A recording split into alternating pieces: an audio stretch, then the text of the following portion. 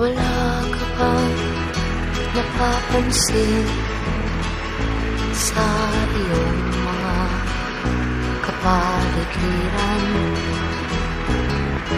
Kay dumi na ng hangin, pati na ang mga ilog natin.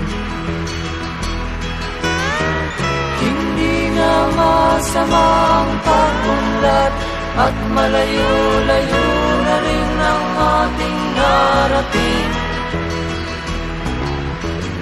Ngunit masdan mo ang tubig sa dagat, dati kulay asul, ngayon'y naging itim.